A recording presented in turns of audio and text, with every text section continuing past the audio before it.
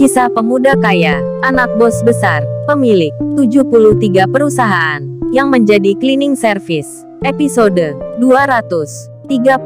Setelah Kenshin meninggalkan perusahaan, 1 jam pun telah berlalu.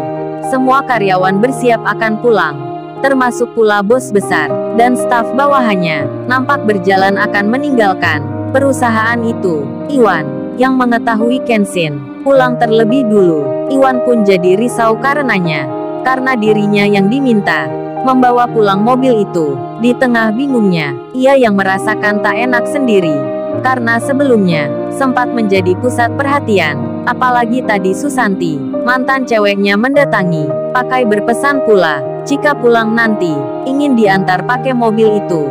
Iwan pun tak bisa membayangkan akan hal yang demikian. Lalu ia pun berencana untuk menemui ayahnya Kenshin, yang dilihatnya kini berada di depan. Iwan itu menunggu kesempatan untuk bisa bicara ke bos besar mengenai mobilnya Kenshin, yang kuncinya sedang ada di bawahnya. Setelah menunggu-nunggu, Iwan yang memperhatikan, ia pun akhirnya tak jadi melakukannya, karena ayahnya Kenshin sedari tadi di sekitarnya saat itu banyak orang-orang penting yang sedang mengitari, termasuk pula Pak Tirta dan juga Angelika yang turut mengantar. Si Iwan yang melihatnya, ia pun mengurungkan niatnya. Lalu dilihat, di situ ada wanita yang juga dikenalnya. Iwan itu pun berencana akan bicara ke Kaori mengenai kunci mobil yang di bawahnya ini. Tak lama kemudian, bos besar pun terlihat naik mobilnya. Kemudian beliau berjalan meninggalkan perusahaan. Kaori pun kini kembali ke kantornya yang semula untuk menata semua barangnya yang ada di tempat itu. Di tengah perjalanan, tiba-tiba seorang lelaki menghampiri. Rupanya itu temannya Kenshin. Kaori pun berhenti. Iwan lalu bilang, "Mbak, maaf, aku mengganggu sebentar ini. Ini saya mau bicara." Kaori pun tersenyum melihatnya. Lalu ia menjawabnya, "Iya, ada apa ya Mas?" Iwan pun bicara, "Ini Mbak, saya mau memberitahukan. Kan di luar itu ada mobilnya Kenshin. Nah, orangnya udah pulang. Ini kuncinya ada di saya. Gini Mbak, saya minta tolong. Bisa nggak, kalau Mbak Kaori ini yang bawa mobil itu?" Kaori pun menjawabnya dengan sembari tersenyum dan juga pula terkejut karena pertanyaan Iwan yang terkesan lucu. Lalu ia bicara, "Loh Mas, kalau aku yang bawa pulang mobilnya, terus entar mobilku gimana? Siapa yang bawa ya? Apa ditinggal di sini gitu?" Kaori bicara itu sembari tertawa kecil. Iwan pun jadi tersadar. Lalu ia bilang, "Oh iya, benar juga ya Mbak. Kalau gitu saya minta maaf." Kemudian Kaori ganti bertanya, "Oh iya Mas, apa benar Kenshin udah pulang? Naik apa dia? Kok nggak sekalian mobilnya dibawa juga?" Iwan pun menjawab, "Ya itu masalahnya Mbak, Kenshin sudah pulang dari tadi. Ia naik motor." Kaori menyahutnya, "Oh ternyata beneran ya. Aku kira tadi dia bercanda. Tapi aneh juga cowok itu. Kok pulang begitu saja, nggak bilang-bilang dulu. Duh, Kaori lupa tuh kayaknya. Padahal Kenshin kan udah bicara tadi ke dia." Lalu Kaori melanjutkan, ia bicara ke Iwan, "Oh iya Mas, meskipun Masnya kasih kunci mobil ke aku, belum tentu loh aku bisa mengemudikan mobil itu dengan lancar.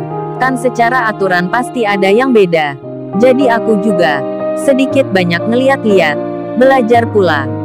Jadi baiknya Mas Iwan aja yang bawa pulang.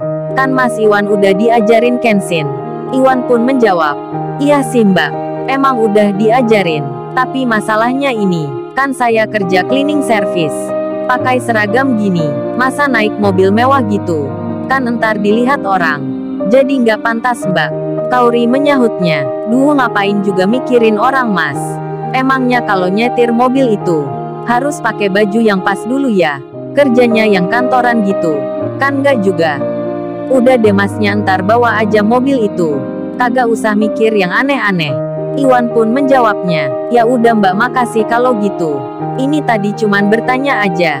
Barangkali Mbaknya bisa." Setelah pembicaraan itu, Kaori pun melanjutkan jalannya. Ia bersama teman-temannya bersiap akan pulang juga. Tak berselang lama, Kaori tiba di halaman parkiran. Rupanya Iwan sudah menunggu di tempat pojokan. Saat Kaori dan temannya itu datang, dan akan menghampiri mobil masing-masing. Iwan pun langsung pula menuju mobilnya Kenshin. Ia membuka pintunya, segera menyalakan mesinnya. Rupanya Iwan itu mencari barengan, agar pandangan mata tak tertuju ke hanya dirinya. Namun tak seperti dipikirnya. Meskipun saat itu ada Kaori dan teman-temannya, yang juga menyalakan mobil masing-masing, Iwan itu tetap menjadi perhatian. Banyak orang yang akan pulang, jadi memandangnya, melihatnya. Termasuk pula Susanti, Angelika, Sasha, Winda, Patirta dan juga lainnya. Mereka memperhatikan cleaning service yang sedang menjalankan mobil mewah. Khususnya Susanti, yang tak bisa berhenti melihat dengan matanya itu. Susanti yang ingin mendekati Iwan, ingin diantar pulang itu. Ia mengurungkan niatnya, karena begitu banyak orang yang lagi memandang Iwan. Jadinya ia merasa tak mungkin mendekati, menghampiri.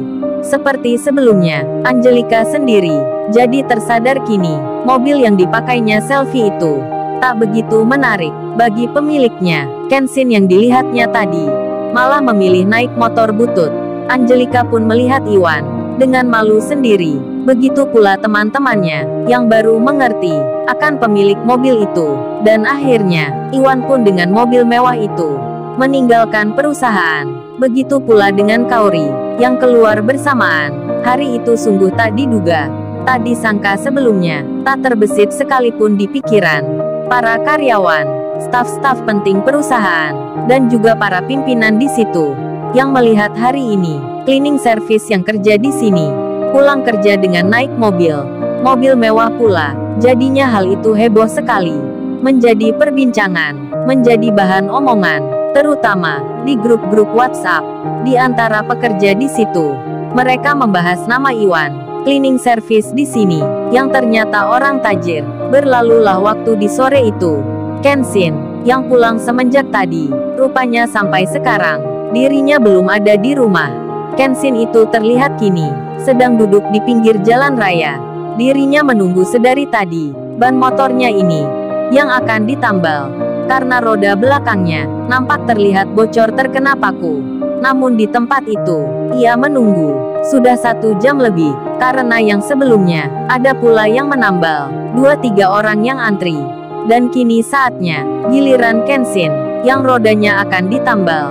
Di saat menunggu itu, pandangannya tertuju ke arah depan. Ada begitu banyak orang yang berlalu lalang, sedang memindahkan barang. Terlihat ada 2 bangunan yang nampak sibuk. Yang satunya bertuliskan Rumah Yatim Piatu dan Sekolah Anak Tak Mampu, dan satunya lagi bertuliskan Restoran Makanan.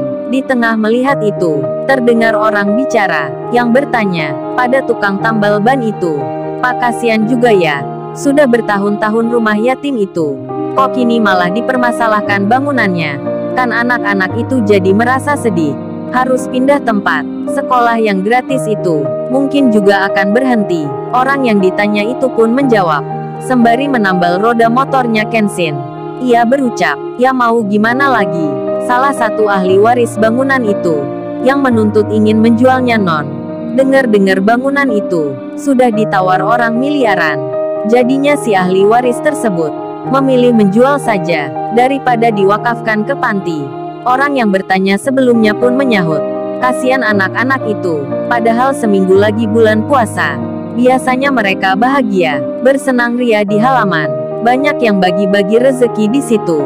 Kini mereka cari tempat lagi." Lalu orang itu mengulang tanya lagi, "Apa kagak ada donatur gitu ya Pak, yang bisa bantu?" Si bapak penambal ban itu lalu menjawab, "Sepertinya sudah dicari ke sana kemari non, tapi dananya tak cukup, kurang banyak." Kenshin, yang tak sengaja mendengar pembicaraan tersebut, dirinya merasa larut terharu. Kenshin itu lalu melihat tempat anak yatim itu, lalu dipandanglah di sekitarnya. Kenshin pun berdiri, karena dari kejauhan, ia membaca tulisan. Tak jauh dari tempat yatim itu, ada bangunan lain yang sedang dijual. Kenshin lalu berjalan menyeberang. Ia menuju ke lokasi bangunan itu.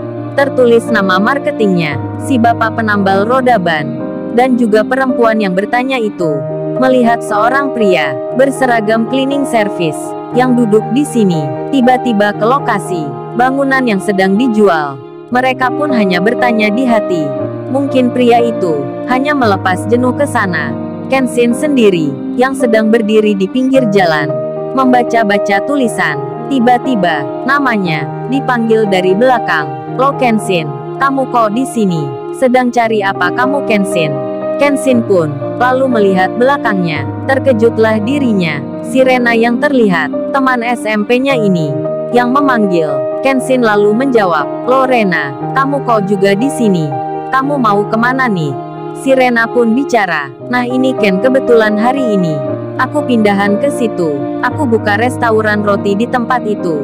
Nah itu perlengkapannya. Sedang dibawa masuk teman-teman." Rupanya salah satu bangunan yang nampak sibuk tadi adalah tempat restorannya Rena. Kenshin itu lalu bilang, "Kalau gitu aku bantu ya. Mindahin barang juga." Di sela itu terdengar orang bicara yang lagi lewat di depan mereka. Orang itu bicara di telepon. Sedang menjawab seseorang. "Siap bos. Bangunan yatim piatu ini 2 hari lagi akan kosong bos. Tenang aja. Pokoknya bos tahu beres." Kenshin pun mendengarnya. Begitu pula dengan si Rena. Orang itu berkata tentang pengusiran anak yatim piatu. Lalu, bagaimana kisah selanjutnya? Subscribe channel ini untuk episode berikutnya. Terima kasih.